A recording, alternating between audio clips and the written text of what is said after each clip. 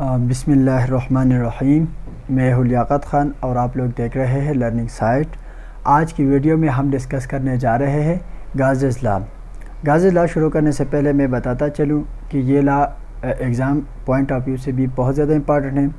इसी तरह जितने भी टेस्ट आते हैं तो इससे 1-2 MCQs लाजमी आते हैं, तो ये बहुत ही इम्पॉर्टेंट लॉ है। और दूसरी बात मैं ये बताता चलूँ कि एक बहुत ही आसान लॉ है। अगर हम इसको सही तरीके से देख लें, बहुत ही सिंपल है, बहुत ही आसान है। लेट स्टार्ट कर लेते हैं कि व्हाट गाज़ लॉ स्टेट। तो Gauss law state that the electric flux of a close surface is equal to 1 divided by epsilon not time the total charge enclosed by a surface. तो Gauss's law simply ये बात कहती है कि हमारे पास अगर एक क्लोज सरफेस है, सरफेस क्या है? क्लोज है। क्लोज सरफेस से मुराद टायर भी हो सकता है, बाल भी हो सकता है, कंटेनर भी हो सकता है, एनीथिंग एल्स। तो हमारे पास अगर एक क्लोज सरफेस है तो इसका इलेक्ट्रिक फ्लक्स क्या होगा?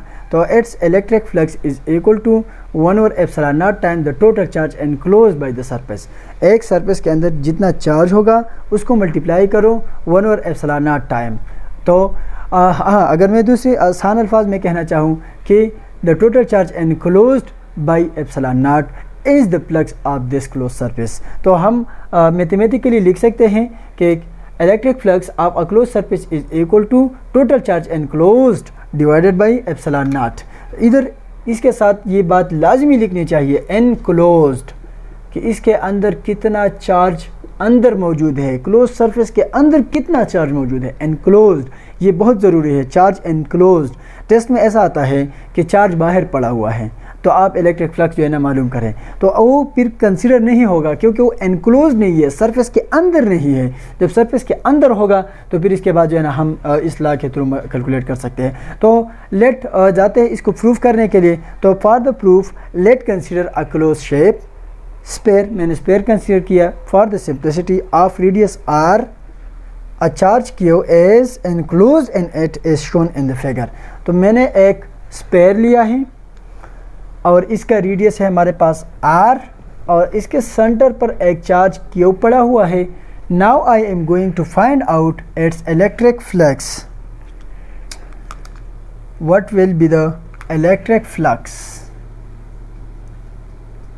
Of this close shape? तो वेरी सिंपल, जैसा कि हमें पहले से पता है कि electric flux is equal to E dot A। Area vector intensity vector से मल्टीप्लाई करें तो फ्लक्स हासिल हो जाएगा। हाँ, इधर हमारे पास अभी एरिया वेक्टर बनता नहीं है क्योंकि ये क्लोज शेप है, तो इसका एरिया वेक्टर नहीं आता। तो व्हाट विल आई डू? तो I will do to split this close shape and two small areas to make its vector areas. तो मैंने इस पूरे इस पूरे एरिया को, इस सरफेस एरिया को मैंने डिवाइड किया है छोटे छोटे एरियाज़ में। तो आप लोग देख सकते हैं, this is area 1, this is area 2, this is area 3 and इसको डिवाइड करते जाए एंड एरिया n। तो लेट एरिया 1, और ये हमारे पास क्या है? ये E है, ये भी E है, ये E है, क्योंकि इसका डायरेक्शन है, क्योंकि हमें पता है कि area as radially outward, E as radially outward, the direction of E is radially outward. तो ये एक स्पेयर है अब, और ये E है। तो मैंने ये एरिया कंसिडर किया, ये A1 है, और इसी तरह ये क्या है? ये A2 है, और ये A3 है, और ये एरिया क्या है? AN है। तो मैं हर एक का मालूम करूँगा। तो flux is equal to flux of area. अगर मैं फ्लक्स 1 की बात करूँ, फ्लक्स 1 इज इक्वल टू तो E1 A1 और E1 A1 cos theta 1। Flux 2 is equal to E2 A2 cos theta 2। Flux 3 is equal to E3 A3 cos theta 3 and so on. Flux n is equal to En an। तो En n cos theta n। तो मेरे पास अभी हर एक छोटे छोटे area का flux जो है ना मैंने हासिल कर लिया है। मैंने क्या मालूम करना है, टोटल फ्लक्स मालूम करना है। बहुत ही आसान है, सिंपल है। क्या करना है, सबको जमा करो। तो total flux is equal to flux 1 plus flux 2 plus flux 3 and flux n। तो total flux is equal to flux 1 क्या है, ये इधर हासिल हुआ है, E1 A1 cos theta 1 plus E2 A2 cos theta 2 plus A3 E3 cos theta 3 and EN AN cos theta n। अभी क्या करेंगे, एंगल के जानिब आते हैं कि what will be the angle between E and A। ई का डायरेक्शन हमें मालूम है कि अगर ये इधर पड़ा हुआ है तो रेडियली आउटवर्ड हर डायरेक्शन में जा रहा है। और ये एरिया का डायरेक्शन क्या है, इस छोटे हिस्से का डायरेक्शन क्या होगा, लेट ये बाल है तो इस पॉइंट का डायरेक्शन यू होगा, इस पॉइंट का डायरेक्शन बी यू होगा, इस पॉइंट का डायरेक्शन ये होगा, इस छोटे हिस्से का डायरेक्शन यू होगा। तो this is also radially outward. तो दोनों का डायरेक्शन क्या है, सेम है। So the angle theta as there theta 1 is equal to theta 2 is equal to theta 3 and so on theta n is equal to 0। जितने भी एंगल्स है तो हर एक यानी मतलब ये है कि E और A का डायरेक्शन क्या है, सेम है। तो थीटा जब 0 हो जाता है तो cos थीटा क्या 0 क्या आता है, इज इक्वल टू 1। तो इससे आ गया total flux is equal to E1 A1 plus E2 multiplied by 1, तो ये 1 ही आता है, E2 A2 plus E3 A3 and EN AN। तो आसानी के लिए अभी इधर लिख लेते हैं, total flux is equal to, तो सबको जमा करना है। हमें पता है जब चीज़ें जमा होती है तो इसके लिए सिंबल इस्तेमाल होता है समेशन का। तो मैं इसको समेशन सिंबल के थ्रू लिखना चाह रहा हूँ, E A इधर I लिखा और ये भी I है क्योंकि 1 1 2 2 सेम है, तो एक पैरामीटर से हम इसको चला सकते हैं। तो I is equal to 1 to I is equal to n के 1 से स्टार्ट करके E A को 1 से स्टार्ट करके n तक लेके जाओ। इसका मतलब ये हुआ कि हमने छोटे छोटे जितने भी फ्लक्स थे सबको जमा करना है। फ्लक्स, टोटल फ्लक्स मैंने मालूम करना है। Let E as uniform constant क्या है कि ये एक क्लोज सरफेस है, तो हर पॉइंट पे के ऊपर जो है ना हमारे पास E क्या है, इसकी वैल्यू 1 है। यानी मैं अगर इधर देखूं तो जितनी इंटेंसिटी इधर होगी इतनी इधर होगी इतनी इधर होगी, तो E इज़ कांस्टेंट नाउ। तो अगर E कांस्टेंट है तो ये सब को जमा करके तो इसकी टोटल इंटेंसिटी जो है ना वो आ जाएगी, E is equal to flux T is equal to E and I is equal to 1 तो I is equal to N and AI। तो ये मैंने जितने भी इंटेंसिटीज़ थे हर एक पॉइंट पे, तो मैंने सबको जमा किया तो टोटल इंटेंसिटी आ गई। और अभी छोटे छोटे एरियाज़ हैं तो मैं सबको जमा करूँगा, तो इससे जो है ना मेरे पास क्या आ जाएगा, सरफेस एरिया।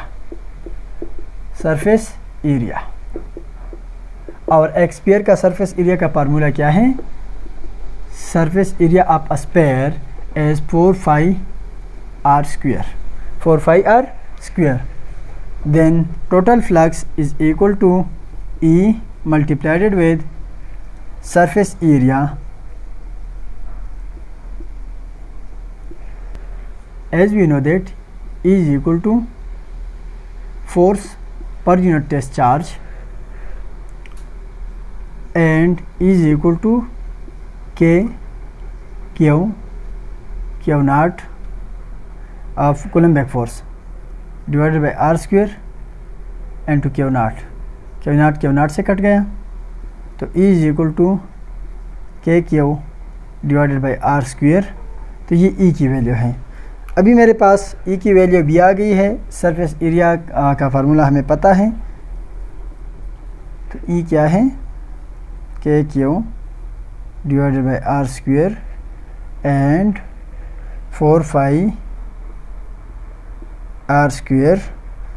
के का हमें पता है, K is equal to 1 divided by 4 pi epsilon naught, then electric flux of a close surface 1 divided by 4 pi epsilon naught R square Q multiplied by 4 pi R square. 4 के साथ cut गया, 5 के साथ, आर स्क्वायर के साथ, तो Q divided by epsilon not. This is Gauss's law. Gauss's law क्या कहता है कि the total flux is equal to the charge enclose divided by epsilon not. तो ये देख लिया जाए तो इसका फ्लक्स डिपेंड किन चीज़ों के ऊपर करता है, सिर्फ 2 चीज़ों के ऊपर। वो क्या है, charge enclose and the medium use and the surface. तो गाजेस लॉ बहुत ही सिंपल है। गाजेस लॉ कहता है कि the electric flux of a close surface is equal to total charge enclose by permittivity of the medium. तो ये आसान अल्फाज में हम इसको ऐसे भी बयान कर सकते हैं। और अगर देख लिया जाए तो हमें फ्लक्स का अभी अंदाज़ा हो गया कि फ्लक्स किस चीज़ के ऊपर डिपेंड करता है, charge enclose and the medium of the surface, कि सरफेस किस मीडियम से बना हुआ है। और मैं अगर ये भी बताता चलूँ, जितना एक सरफेस के अंदर चार्ज ज़्यादा होगा तो उतना ही इसके फ्लक्स जो है ना ज़्यादा हो, क्योंकि ज़्यादा लाइंस निकलेंगे तो इसका जो है ना फ्लक्स बढ़ेगा। अगर छोटा चार्ज है तो इसका जो है ना फ्लक्स कम होता जाएगा। हाँ, अगर मीडियम हमारे पास स्पेस है तो ये क्या है, उसकी परमिटिविटी जो है ना ये इनवर्स रिलेटेड है। गाजेस लॉ को हम मज़ीद देखने जा रहे हैं। अब Gauss's law state that the electric flux of a close surface is equal to epsilon not 1/एप्सिलॉन not time the total charge enclose by the surface. तो ये अभी हमारे पास एक क्लोज सरफेस है, इसके अंदर ये एक चार्ज क्यू एनक्लोज्ड है। तो अभी इसका फ्लक्स क्या होगा, तो this multiplied with this divided by epsilon naught. Let में ये कहूँ कि ये चार्ज है 8.85 10⁻⁻12 कूलम। तो what will be the flux of this close surface. तो बहुत ही सिंपल है, तो flux is equal to Q by epsilon naught. हमें पता है कि क्यू की वैल्यू ये गिवन है और एप्सिलॉन नॉट की वैल्यू भी ये है। तो इसका फ्लक्स आ गया 1 जॉल मीटर पर कूलम। तो ये मैंने एक सिंपल केस लिया आसानी समझाने के लिए कि अगर क्यू की वैल्यू ये हो तो हमारे पास फ्लक्स की वैल्यू ये आएगी। लेट अभी मैं आप लोगों से पूछने जा रहा हूँ, आप लोगों ने इसका आंसर जो है ना कमेंट सेक्शन में देना है। Let Q is equal to 1 coulomb, then what will be the flux. आप लोगों ने ये मालूम करना है। दूसरा, लेट अगर इसके अंदर हमारे पास क्या है, ये पहला क्वेश्चन हो गया।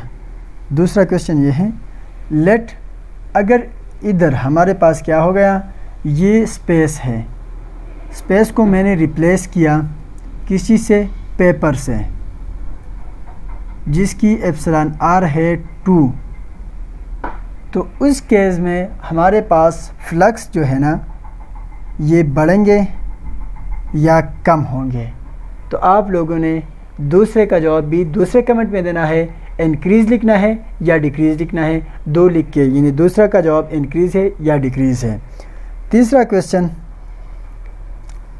ये है कि अगर मेरे पास ये शेप क्या हो, ये इर्रेगुलर हो मगर हो क्लोज शेप, तो क्या ये इफ़ेक्ट हो जाएगा, यानी इसका फ्लक्स और इसका फ्लक्स क्या सेम है या डिफरेंट है, और या ये लॉ जो है ना इर्रेगुलर शेप को अप्लाई हो सकती है या नहीं। तो आई होप कि आप लोग इसका आंसर दे सकेंगे। हाँ, अगर नहीं दे सकते तो आप लोग फिर मुझसे पूछ सकते हैं। Thank you very much, thanks for watching, वस्सलाम।